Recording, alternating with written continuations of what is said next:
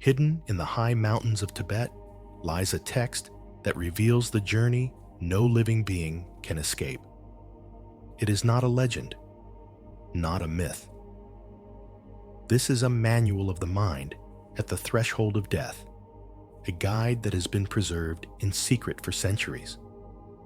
The Tibetan Book of the Dead offers instruction for navigating the afterlife, confronting the visions of the mind, and awakening to the ultimate nature of consciousness itself. Known as the Bardo Thodol, the Tibetan Book of the Dead was composed in the 8th century by Padmasambhava and preserved by generations of monks. It is not merely a manual for the dead, it is a living teaching, a meditation on consciousness, impermanence, and liberation. The text describes the bardo, the intermediate state between death and rebirth. In these liminal spaces, the mind encounters visions both terrifying and luminous. These are not external demons. They are projections of the soul's own karma, illusions of fear and attachment. O son of noble family, do not be afraid of these appearances. Recognize them as your own mind, and you will attain freedom. Here lies the radical idea. Death is not the end, nor is it something to dread. It is a mirror, reflecting the deepest nature of consciousness. The Tibetan Book of the Dead teaches that liberation, or rebirth, depends entirely on recognition. Recognizing the mind, recognizing illusion, and recognizing the luminous clarity that underlies all phenomena. Do not grasp at the lights of radiance, nor flee from the forms of wrath. Know them as your own mind, and they will guide you. This teaching emphasizes that even the most terrifying visions are not enemies. They are projections of fear, attachment, and karma. By recognizing them as part of the mind, one can navigate the bardo without panic, transforming what seems threatening into a guide toward awakening. If you cling to the past or fear the future, you will wander in darkness. Remain in the present awareness, and you will find liberation. Here, the text stresses impermanence and presence. Liberation does not come from external intervention, but from the clarity of awareness itself. Clinging to attachments or resisting change traps the mind in cycles of rebirth and suffering. Recognition and presence are the keys to freedom. Even in the process of rebirth, choose insight over desire. Act with awareness, and the cycle will loosen its grip. The Book of the Dead teaches that rebirth itself is not fate. It is shaped by consciousness. By cultivating mindfulness, clarity, and ethical discernment, the soul can navigate the process of returning to life without becoming ensnared by karmic patterns. Liberation is always possible, even in the final transitions. The Tibetan Book of the Dead is much more than a guide for the dying. It is a map of consciousness itself, a manual for navigating the thresholds of awareness. Its contents are structured to guide the practitioner step by step through the bardos, the intermediate states between life and rebirth, offering both instruction and profound philosophical insight. The book divides the post-death journey into several bardos. Chikai Bardo, the moment of death, when the consciousness leaves the body. In this stage, the dying mind may experience visions of brilliant light or dissolve into darkness. The text instructs that recognizing these experiences as the true nature of mind leads to liberation. Failing to recognize them binds the consciousness to fear and attachment. Chonyid Bardo, the bardo of experiencing luminous and terrifying deities. Here, the mind confronts projections of its own karmic and emotional patterns. The Book of the Dead describes both peaceful and wrathful forms, teaching that these are not external beings, but reflections of the soul's own psyche. By understanding their nature, the consciousness can navigate these visions without panic. Sidpa Bardo, the bardo of rebirth, where karma shapes the next life. The text explains that the attachments, desires, and unresolved actions of previous lives influence how and where consciousness is reborn. Awareness and recognition in this stage can lead to liberation, while ignorance or clinging leads to rebirth.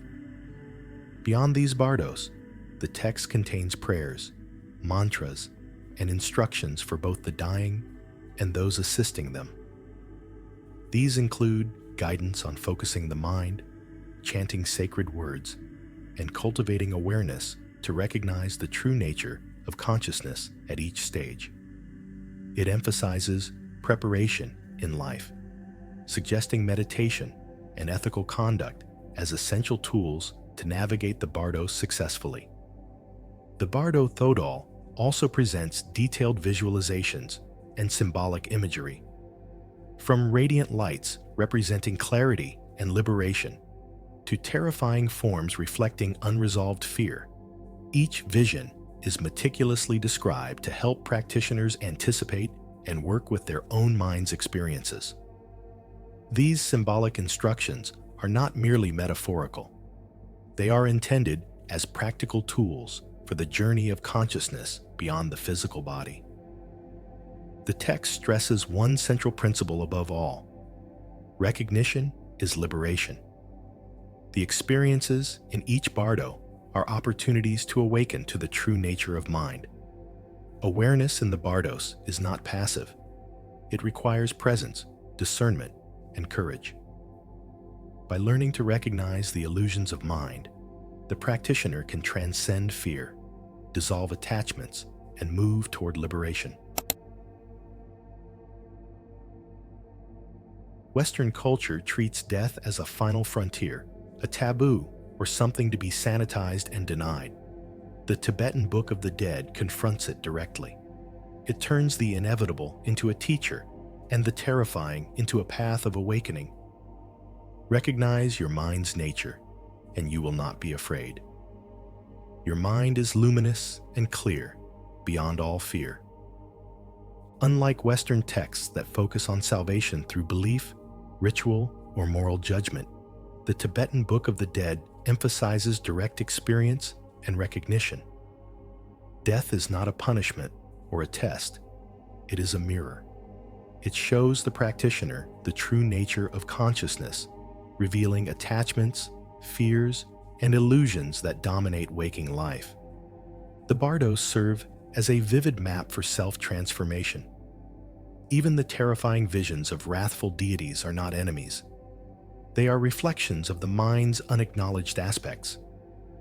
Facing them consciously allows the soul to integrate what is hidden, to transform fear into clarity, and to awaken to the luminous essence within. This teaching extends beyond the moment of death. Life itself is filled with micro-bardos, moments of loss, crisis, or intense change where the mind confronts illusions and projections. By recognizing these as opportunities rather than threats, practitioners learn to navigate fear, impermanence, and uncertainty with awareness rather than resistance. Far from being an obscure relic, the Bardo Thodol has a remarkable relevance in contemporary culture. Its principles echo in mindfulness practices, meditation retreats, and psychotherapeutic approaches that explore consciousness, fear, and transformation. Modern seekers, therapists, and spiritual practitioners are increasingly recognizing that the text is not only a manual for death, but a profound guide for navigating the challenges of life itself. Near-death experiences recorded across cultures bear striking resemblance to the Bardos's descriptions: luminous lights, transformative visions, encounters with both terrifying and radiant presences. These parallels suggest that what the Tibetan masters described centuries ago may reflect universal structures of consciousness rather than purely spiritual allegory. In some cases, individuals report life-changing awakenings after these experiences, direct evidence of the mind's potential to perceive ultimate reality. Psychologists and neuroscientists have begun to explore these phenomena, recognizing that the brain, consciousness, and perception are deeply interconnected. The Bardo Thodol anticipates these discoveries, showing how awareness can liberate the mind even in extreme states. Its teachings align with research on meditation, neuroplasticity, and the ways in which awareness transforms our emotional and cognitive patterns. In modern spiritual practice, the teachings of the Bardos encourage a radical shift in perspective.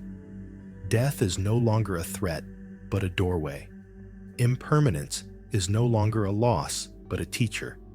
And the mind's luminous nature is not theoretical, but directly accessible. By internalizing these lessons, we cultivate resilience, presence, and clarity in daily life, facing challenges with an awakened mind rather than being swept by fear or attachment. Practices such as guided meditation, lucid dreaming, and contemplative inquiry all reflect the same principles embedded in the Bardos. Awareness transforms fear into understanding and suffering into insight. Moreover, the Tibetan Book of the Dead resonates with contemporary seekers drawn to esoteric wisdom, near-death studies, and consciousness exploration. Its message cuts across religions, cultures, and philosophies. Liberation is possible, not through external authority, but through direct recognition of the mind's nature. In a world increasingly obsessed with control, distraction, and avoidance, the text reminds us that ultimate freedom lies not in external circumstances, but in the clarity, presence, and courage with which we meet each moment, including the final threshold of death itself. Its wisdom extends far beyond the monastery walls. It speaks to anyone willing to confront impermanence, to face fear without flinching, and to awaken to the luminous consciousness that underlies all experience. In this way, the Bardo Thodol remains a living, breathing guide for the modern mind, a bridge between ancient insight and contemporary exploration of the deepest mysteries of existence. For centuries, the Tibetan Book of the Dead was hidden, whispered only among monks, yet its message is universal. Death is not to be feared, the mind is luminous, and liberation is always within reach. It challenges us to see life not as a linear path, but as a series of transitions, a continuous opportunity to awaken, to face fear, to recognize illusion, and to step into clarity. The only question left is, will you meet death with fear or with awareness?